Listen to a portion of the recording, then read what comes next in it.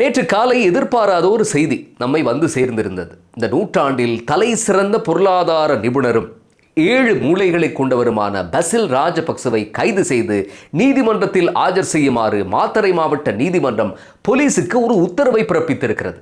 நீதிமன்றம் ஒரு நாளும் சும்மா ஒரு உத்தரவை பிறப்பிக்காது. யாரோ நம்முடைய பெரும் தலைவர் பசிலுக்கு எதிராக முறைப்பாடு செய்திருக்கிறார்கள். ஏன் இப்படி ஒரு பாதகத்தை செய்தார் என்பதுதான் புரியவில்லை. சட்டவிரோதமான முறையில் ஈட்டிய 5 கோடி செல்வத்தை கொண்டு மாத்தர பிரவுன் ஹில்லில் காணி வாங்கினாராம் பசில் ராஜபக்ச. இதுதான் குற்றச்சாட்டு.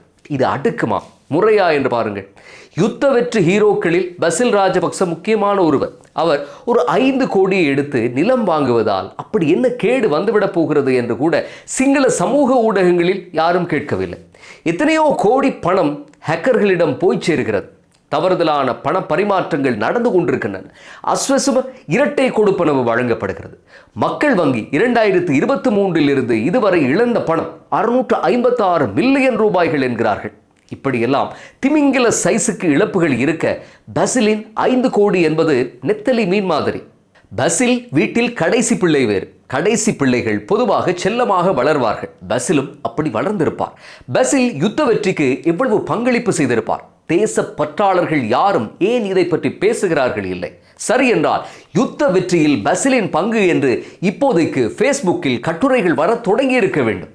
கம்மான் பில போன்ற ஆளுமை மிக்கவர்கள் நல்லதொரு புத்தகம் கூட எழுதியிருக்க வேண்டும். ஆனால் அந்த பொருளாதார மேதையை பற்றி இதுவரை யாரும் எதுவும் எழுதவில்லை.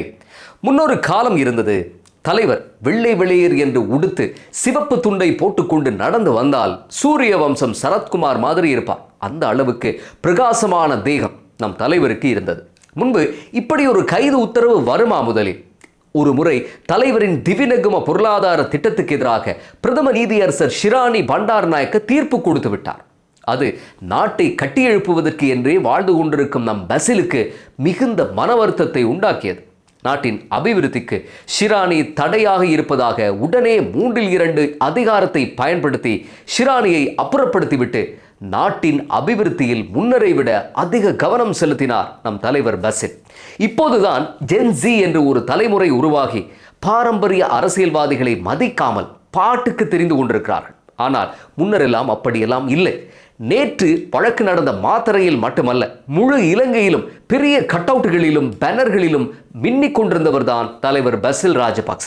குமார் ஸ்டிக்கர்ஸ் ஆட்களை கேட்டால் சொல்வார்கள், இராணுவ வீரர்களுடன் பசில் மஹிந்த கோட்டாபய சூழ்ந்திருக்கக்கூடிய படங்கள் இன்னும் நம் கண்களில் நிழலாடி கொண்டிருக்கின்றன. அது மட்டுமா, கிராமங்கள் தோறும் இருந்த சந்து பொந்துகளில் ஊருக்கு ஒரு வேலை என்ற பதாகைகள் தொங்கிக் கொண்டிருந்தன. சின்னதாகவும் பெரிதாகவும் பசில் ராஜபக்ச ஒவ்வொரு போர்டிலும் இருந்தார்.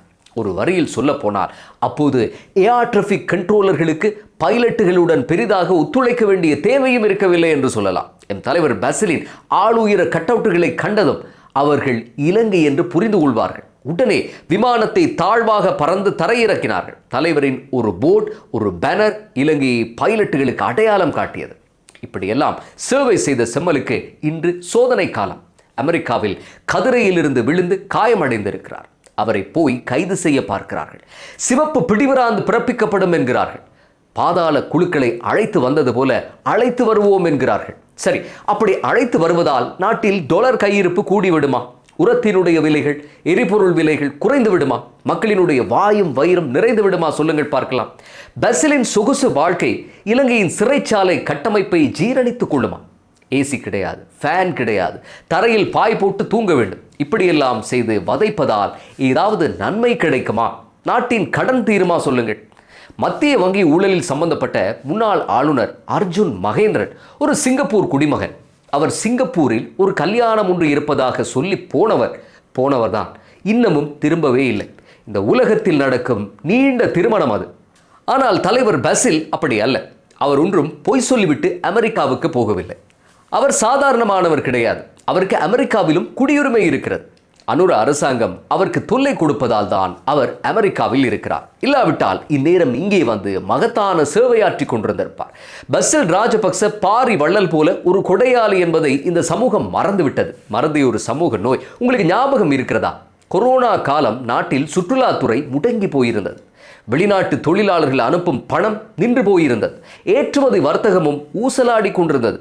அப்போது பொருளாதார அபிவிருத்தி அமைச்சராக இருந்த பசில் மத்திய வங்கி ஆளுநர் அஜித் நிவாட் கப்ரால் ஜோடி 5000 ரூபாய் நோட்டுகளாக பிரிண்ட் செய்து மக்களின் துயர் காத்தது. சமூகத்தில் உள்ள அத்தனை பேருக்கும் அந்த பணம் கிடைத்தது. தேசிய ஒற்றுமை 5000 ரூபாய் நோட்டில் கரை புரண்டோடியது. கட்சிக்காரருக்கு மட்டும், கம்பம் கட்டியவருக்கு மட்டும் என்னெல்லாம் தலைவர் பசில் பார்க்கவில்லை, எல்லோருக்குமே விநியோகித்தார்.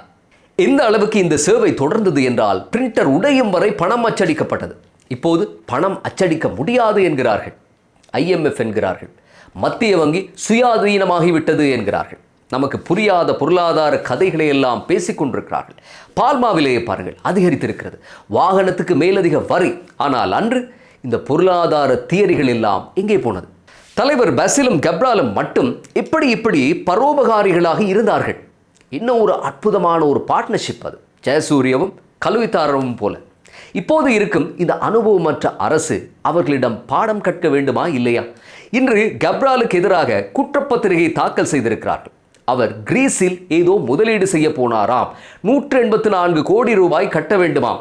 பாருங்கள், நல்லவர்களுக்கு காலம் இல்லை என்று நம் முன்னோர்கள் சும்மாவா சொன்னார்கள்? நம் முன்னோர்கள் ஒன்றும் முட்டாள்கள் அல்ல. இரட்டை பிரஜா உரிமையுடன் தலைவர் பசிலுக்கு அமெரிக்காவில் சுகமாக காலத்தை கழித்திருக்கலாம். ஆனால் அவர் அப்படி செய்யவில்லை. தான் பிறந்த மண்ணில்தான் அவர் புழங்கினார். 2015ஆம் ஆண்டு ரணில் சிறிசேன கோஷ்டி 19வது அரசியல் சாசன திருத்தத்தை கொண்டு வந்து ஜனாதிபதியின் அதிகாரங்களை குறைக்கும் சாக்கில் மெதுவாக இரட்டை பிரஜா உரிமை கொண்டவர்களை இலக்கு வைத்தது. நேரடியாக சொன்னால் எம் தலைவர் பசில் தான் அவர்களுடைய இலக்காக இருந்தார். இதைத்தான் கோட்டாபய ஜனாதிபதியானதும் மாற்றி அமைத்திருந்தார் பசில் ராஜபக்ச. 7 மூலைகளையும் கசக்கி போட்ட ஒரு திட்டம் அது. 2020ஆம் ஆண்டு பாராளுமன்ற தேர்தலில் பசிலின் வழிகாட்டலில் பொதுஜன பெரமுன வென்றது. 3/2 நெருங்கும் அளவுக்கு ஆசனங்கள் கிடைத்தன. 20வது அரசியல் சாசன திருத்தம் பாராளுமன்றத்துக்கு வருகிறது. அதில் இருந்த மிக முக்கியமான அம்சங்களில் ஒன்றுதான் இரட்டை பிரஜா உரிமை கொண்டவர்களும் பாராளுமன்றம் வரலாம் என்ற சரத்து. ஆனால் இதை நிறைவேற்ற 3/2 பெரும்பான்மைக்கு அல்லாட வேண்டி ஏற்பட்டது. இந்த நிலையில்தான் பசிலின் தயாள குணம் வெளிப்பட்டது. கருணையே உருவானவர். சிறுபான்மை கட்சிகளில் இருந்தவாறு வாழ்க்கையில் செட்டிலாக கஷ்டப்பட்டு கொண்டிருந்தவர்களின் ஒத்துழைப்பை அவர் பெற்றார். இந்த நூற்றாண்டின் மிகச்சிறந்த வறுமை ஒழிப்பு திட்டத்தில் ஒன்றாக இது பதிவானது. 20வது அரசியல் திருத்தம் நிறைவேறியதும் ஜயந்த கொட்டகுட என்பவர் பவ்யமாக ராஜினாமா செய்து ஒதுங்கி தலைவரின் திருப்பாதங்கள் பாராளுமன்றத்தில் பட வழி சமைத்தார். 20வது அரசியல் சாசனம் என்பது முழுக்க பசிலுக்காக கொண்டு வரப்பட்ட ஒன்று. எவ்வளவு பாக்கியம் என்று பாருங்கள். இந்த பாக்கியமும் கிருபையும் வேறு யாருக்காவது கிடைக்குமா? இதனால் தான் பலருக்கு எம் தலைவர் பசில் மீது இன்னமும் பொல்லாத பொறாமையும் கண்ணூரும் இருக்கிறது. இந்த கண்ணூருக்கு அவர் பரிகாரம் செய்திருக்க வேண்டும். ஆனால் அவர் செய்யவில்லை. இதனால் அவர் ஏகப்பட்ட பிரச்சனைகளுக்கு முகம் கொடுத்தார். கொரோனா ஒரு பக்கம் வாட்டியது. டாலரை கூகுளில் மட்டுமே தேட முடியுமாக இருந்தது. அப்போது பலர் IMF-இடம் போய் உதவி கேட்கவும் சொன்னார்கள். ஆனால் நம் தலைவர் பசில் அப்படி செய்யவில்லை. அவர் அப்போது ரூபாய் நோட்டுகளை பிரிண்ட் செய்வதில் தான் மும்முரமாக இருந்தார். மற்றது, பசில் வரலாறுகளை நன்கு படித்தவர். அவருக்கு 1997-98 காலப்பகுதிகளில் கிழக்காசியாவில் ஏற்பட்ட பொருளாதார தேக்கம் பற்றிய அறிவு இருந்தது. இந்தோனேஷியா, தென்கொரியா எல்லாம் IMF-இடம் உதவி கேட்டு ஓடிய போது மலேசிய பிரதமர் மகாதீர் முகமது அந்த பக்கமும் எட்டி பார்க்கவில்லை. தனியொருவராக விஷயத்தை சாதித்தார். IMF இல்லாமலேயே மலேசியா மீண்டது. தன் அண்ணன் கோட்டாபயவை மகாதீர் முகமதின் சிங்கள வடிவமாகவே பார்த்தார் அன்பு தம்பி பசில் ராஜபக்ச. கம்மன் பிளவும் கோட்டாபய என்பவர் Lee Kuan Yew, Mahathir Mohamad, Fidel Castro, Jawaharlal Nehru, Vladimir Putin என்று பலருடைய குணங்கள் பொதிந்த ஒரு கதம்பம் என்று சொல்லியிருந்ததால் அந்த வார்த்தைகளை அப்படியே நம்பியிருந்தார் பசில் ராஜபக்ச. மகாதீர் முகமதும் IMF செல்லாமலே மலேசியாவை கரை சேர்த்த மாதிரி அண்ணன் கோட்டாபயவும் செய்வார் என்று எதிர்பார்த்தார். IMF-இடம் போகுமாறு ஹர்ஷடி சில்வா போன்றோர் அப்போது கதறியதையெல்லாம் பசில் கணக்கில் எடுக்காததற்கு காரணம் இதுவா என்று தெரியவில்லை. IMF-இடம் போனால் தேசத்தை அடமானம் வைக்கும் அளவுக்கு நிபந்தனைகள் விதிக்கப்படும். நமக்கு எதுவும் செய்ய முடியாது என்று தூர நோக்குள்ள பெரும் தலைவர் பசில் அப்போது கருதி இருக்கக்கூடும். ஆனால் அன்று கண்ணூருக்கு பரிகாரம் செய்யாத பலன் கடைசியில் கவிழ்த்து விட்டது என்றுதான் சொல்ல வேண்டும். ரூபாய்களை பிரிண்ட் செய்வதற்கு பதிலாக டாலர்களை பிரிண்ட் செய்திருந்தால் இந்த நெருக்கடி ஏற்பட்டிருக்காது என்று சிலர் நக்கல் அடித்தார்கள். டாலரும் தாராளமாக இருந்திருக்கும் என்று ஆலோசனை சொல்ல முறையான ஒரு உதவியாளர் இருக்காததும் ஒரு குறைதான் என்றார்கள். கடைசியில் அறகலையே என்ற பெயரில் ஒரு பிரளயம் வந்தது. கோட்டா கோஹோம் என்று ஒரு கூட்டம் ஆரம்பித்தது. அங்கேயும் ஒரு பெரும் துரோகம் நடந்தது. வெயிலில் பாதையோரத்தில் அடிக்கடி ஆர்ப்பாட்டம் செய்தவர்களை பார்த்து கவலைப்பட்ட அப்போதைய ஜனாதிபதி அவர்களுக்கென்றே ஜனாதிபதி செயலகத்துக்கு பக்கத்திலேயே ஒரு பெரிய இடத்தையும் ஒதுக்கி அங்கே ஆர்ப்பாட்டம் செய்யுங்கள் என்று இடம் ஒதுக்கி கொடுத்தார். கடைசியில் என்ன நடந்தது? அதே இடத்தில் நின்று ஆட்சியை துரத்தினார்கள். தியேட்டர் வாசலில் கால் கடுக்க வரிசையில் நின்றவர்களுக்கு கேஸ் சிலிண்டருக்கும் பெட்ரோலுக்கும் டீசலுக்கும் வரிசையில் நிற்க முடியாமல் போனது. இவர்கள் அனைவருமே பசிலின் 5000 ரூபாய் பலனையும் அனுபவித்தவர்கள். ஆனால் எந்தவித இரக்கமும் இன்றி கப்புட்டு காக்கா பசில் பசில் என்று கத்தினார்கள், ஏளனம் செய்தார்கள். கப்புட்டாஸ் ஹிட் த பிளேன் என்றார்கள். பசில் உண்மையில் பேசுவது அமெரிக்கன் இங்கிலீஷாக கூட இருக்கலாம். Michael Jackson, Martin Luther king, Malcolm X மாதிரி அவசரமாக பேசினால் நமக்குத்தான் புரியாது. அதனால்தான் அவர் ஏதோ ஒரு இன்டர்வியூவில் கப்புட்டாஸ் ஹிட் த பிளேன் என்று இலங்கையர்களுக்கு புரியும் விதத்தில் பேசினார். ஆனால் இதை போய் பூகாகரமாக்கி தனி மனித தாக்குதல் நடத்தினார்கள். ஊரெல்லாம் அந்த சத்தத்தில் ஹோன் அடித்து கூட மகிழ்ந்தார்கள். இன்று ஹோன் அடித்தவர்களுக்கெல்லாம் பாலாரும் தேனாரும் ஓடுகிறதா என்று கேட்க தோன்றுகிறது. பசிலுக்கு மல்வானையில் அவருடைய கனவு இல்லத்தில் காலடி வைக்க முடியாமல் செய்தார்கள். வீடு என்பது வெறும் கட்குவியல் அல்ல, அது ஒரு மனிதனின் உணர்வு. ஆட்சி இருந்திருந்தால் இன்று இப்படி இருக்குமா?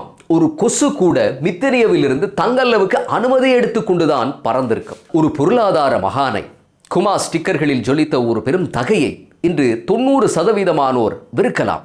நெல்சன் மண்டேலாவும் இப்படித்தான் ஒரு காலத்தில் வெறுக்கப்பட்டார் என்று பொதுஜன பெரமுன ஆட்கள் ஆறுதல் சொல்ல வேண்டும். காலம் மாறும், கோலங்கள் மாறும். பொதுஜன பெரமுனவின் ஆட்கள் இன்று வழக்கும் வம்புமாக அலைகிறார்கள்.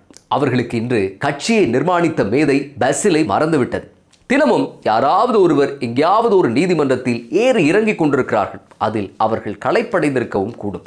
மஹிந்த, ஷிராந்தி, நாமல் போன்றோரின் வழக்குகள் வரும்போது பஸ்களில் ஒரு கூட்டத்தை அழைத்து வர வேண்டியிருக்கிறது. சத்தம் போட விசேட பானங்களை வழங்க வேண்டியிருக்கிறது. ஆனால் இதுவே இன்று பஸ்ஸில் இருந்திருந்தால் பொதுஜன பெரமுன டிப்போ ஒன்றை உருவாக்கியிருப்பார். மெட்ரோ பஸ் கம்பெனி போல ஒன்றை தொடங்கி சொகுசு பஸ்களை கொள்வனவு செய்திருப்பார். பழைய பஸ் தரிப்பிடத்தை 60 வருடங்களாக யாரும் திரும்பி பார்க்காத பஸ் நிறுத்தும் இடத்தை திருத்துவதற்கு பதிலாக பிரம்மாண்ட பஸ் தரிப்பிடங்கள் வந்திருக்கும். அடிக்கடி விளக்கமறியலில் இருக்க செல்லவும் பிணை பெற்று வீடு வரவும் பெரும் உபகாரமாக இருந்திருக்கும்.